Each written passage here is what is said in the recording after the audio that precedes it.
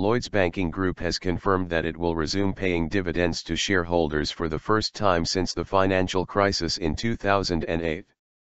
The announcement came as it reported full-year statutory profits of £1.8 billion.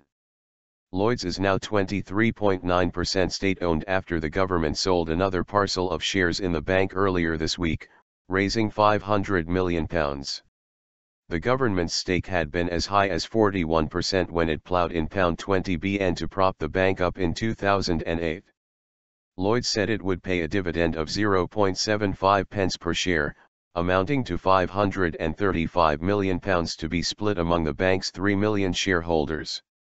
The largest share, £130 million, will go to the government. The bank added that it had made a further £700 million provision in the fourth quarter to settle cases arising from mis-sold payment protection insurance, PPI, bringing the total set aside for the year to £2.2 billion. It also made a £925 million provision for other regulatory matters during the year, including £150 million to cover the mis-selling of interest rate hedging products to small and medium-sized businesses.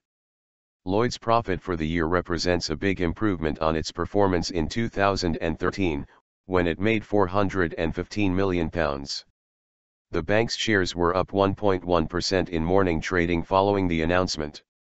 Incentive plan.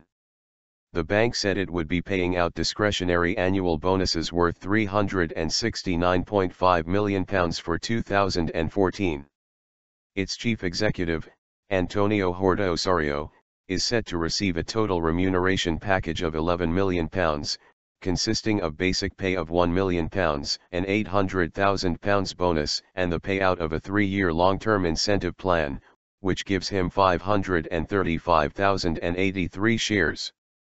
BBC Business editor Kamal Ahmed says there will be controversy over the level of Mr. Horta Osorio's pay, particularly the share plan, which was agreed by the government in 2012 and completes, or vests, this year.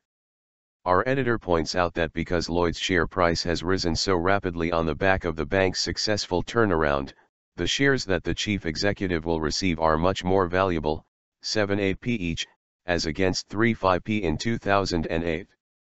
He has been told that Mr. Horta Osorio will pledge not to cash in any of those shares until the government has substantially sold the rest of its stake and the taxpayer has been paid back the money used to bail out the bank.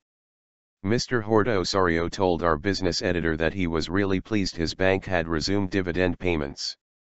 We went from a very negative position in terms of profitability to a position where we generated £7.8 billion of underlying profitability and we generated £1.8 billion of pre-tax profit, he added. Banking analyst Alex Potter told BBC Radio 5 Live's Wake Up to Money that the resumption of dividend payments indicated that Lloyds had returned to health.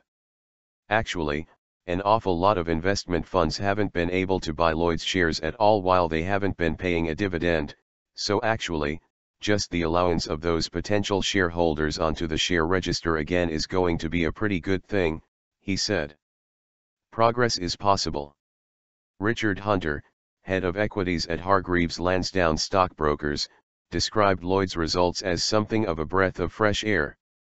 He described the return to a dividend payment as a sign of confidence in future prospects, although the new PPI provision was somewhat disappointing. Nonetheless, the bank is riding the wave of a resurgent UK economy and, along with its own measures to improve metrics across the board, the market consensus of the shares as a buy has been vindicated by these numbers, he added. John Cridland, Director General of Employers Organisation the CBI, said, "It is encouraging to hear some good news from the banking sector. All of our major banks are on difficult turnaround journeys and Lloyds have shown that progress is possible. It is right in these circumstances that the hard work of staff is recognized. The CBI has been clear that rewards for failure are unacceptable, but legitimate financial rewards for success should not be vilified.